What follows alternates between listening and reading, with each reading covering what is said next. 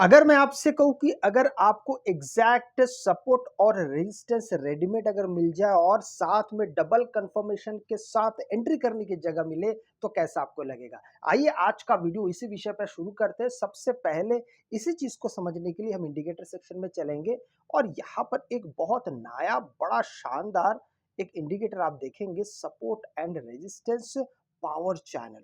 ये chart prime के द्वारा दिया गया एक इंडिकेटर है, बड़ा ही पावरफुल है। कैसे काम करता है, क्या काम करता है, इसकी सेटिंग्स क्या होगी, सारा चीज इस विषय में सबसे पहले जानेंगे।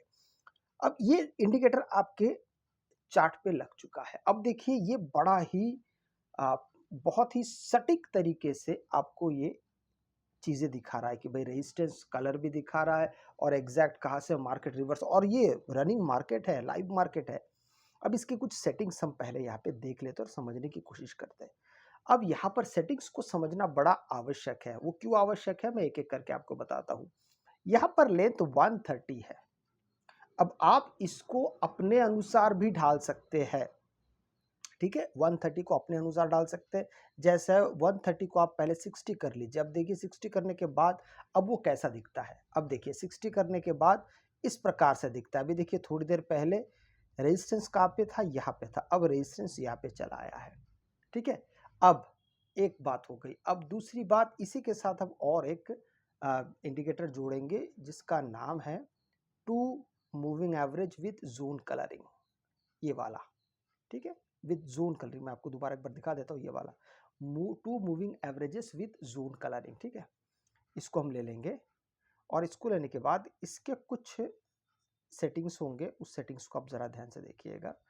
ये सेटिंग्स है आपका 15 और 25 का, ठीक है। 15 और 25, 15-25 स्टाइल में चले जाइए। एकदम आखिरी में जो लेबल्स ऑन प्राइस स्केल्स है इसको अनटिक कर देंगे। बस इतना करने के बाद हमारे सामने बहुत अच्छी तरीके से चीजें अब देखिए आ गया है। अब मार्केट जब जब इसके नीचे ट्रेड करना शुरू करेगा, आप ध्यान से देखिएगा किसके नीचे। जैसे ही मार्केट, ये जो इंडिकेटर हमने लिया है support and resistance chart prime का, इसके नीचे जब ये इंडिकेटर दूसरा वाला हमारा जो हमने टू मूविंग एवरेज लिया है, उसके हिसाब से जैसे उसके नीचे काम करना शुरू करेगा, यही हमारे लिए एंट्री की जगह होगी, ठीक है। एंट्री की जगह हमारे लिए बिल्कुल यही होने वाली है। और उसके बाद देखिए किस तरीके से आपको ये मूव मिलता है। हालांकि मार्केट ऐसे नीचे जा रहा है, फिर इसके नीचे आके आपको यहाँ पे एंट्री करना है। और यहाँ पर एक बात मैं आपको बता दूं कि इसका जो स्टॉप लॉस है वो बिल्कुल जहां से मार्केट ने रिवर्स किया है और एक जो आपको डायमंड जो दिखाई दे रहा है, यही आपके लिए स्टॉप लॉस भी होगा। और टारगेट क्या है, बिल्कुल यही वाला है। अब जिस प्रकार देखिए मार्केट यहाँ से रिवर्स करने की कोशिश कर रहा है, ठीक है। यहाँ से मार्केट रिवर्स करने की कोशिश कर रहा है। अब यहाँ पर अगर मैं बात कहूँ कि यहाँ पे आपके लिए सबसे अच्छा तौर तरीका क्या होगा, किस चीज का, एंट्री का, तो यही होगा जब तक मार्केट अभी यहाँ से रिवर्सल के लिए साथ में ये जो आप इंडिकेटर जो टू मूविंग एवरेज देख रहे हैं इसके ऊपर जब तक मार्केट ना जाए। कई बार होता है कि मार्केट यहीं से फिर रिवर्स होना शुरू होता है। एग्जैक्टली इसी के बेस पे, सिर्फ इसी के बेस पे आप मार्केट में एंट्री एग्जिट प्लान करना थोड़ा सा मुश्किल हो जाता है। कई बार होता है कि मार्केट यहाँ से ऊपर उठता है, फिर धीरे धीरे फिर ऐसे नीचे चले जाता है। उसका मेन कारण क्या होता है कि आप किसी भी मूविंग एवरेज के बगैर जब काम करते हैं तो वो अच्छे से वो डायरेक्शन को बता या समझा नहीं पाता है। इस वजह से हमको ये समझने में असुविधा होती है। इसलिए हमने मूविंग एवरेज का इस्तेमाल किया है ताकि इसको जब मार्केट क्रॉस करे तब जब हम यहाँ पे एक नया यहाँ पे एंट्री बना सकते हैं। इसी चीज़ को अगर मैं अभी जो अभी 60 पे है, चार्ट प्राइम का जो इंडिकेटर वो 60 पे है, इसको दोबारा 130 पे करते हैं। अब देखिए उसका हमको बड़ा फायदा क्या मिलता है, आइए एक बार देखते हैं। अब उसका बड़ा फायदा अभी आप अगर देखेंगे तो यहाँ से कुछ आपको समझ में आएगा। देखिए यहाँ से मार्केट ग्रीन था, यहाँ तक आया, यहाँ पे आपको रेजिस्टेंस मिल गया, ठीक है।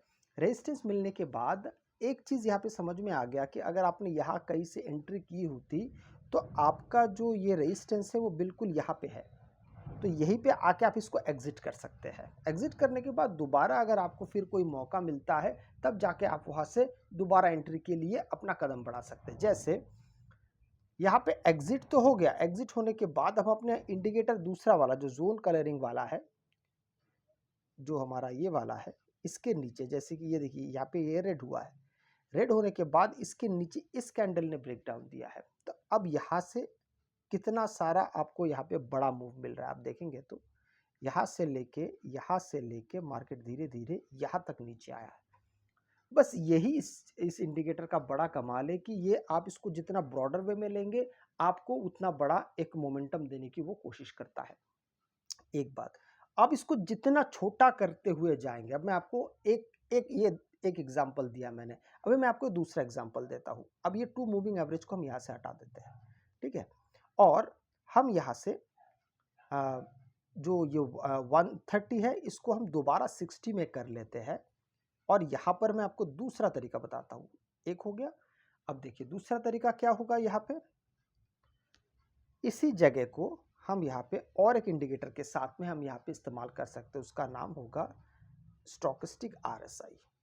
स्टोकेस्टिक आरएसआई आपको बहुत प्रिसाइज एंट्री दिलाता है। कैसे, मैं आपको बताता हूँ। देखिए हम दोनों को देखेंगे। अब इसके हिसाब से आप ये जो ब्लू लाइन देख रहे हैं और एक ऑरेंज लाइन देख रहे हैं स्टोकेस्टिक आरएसआई में, मैं थोड़ा सा अगर इसको मैं बड़ा कर सकता हूँ तो मैं ज़रूर आपको वो थोड़ा सा बड़ा करके ज़रूर बताऊंगा इसे।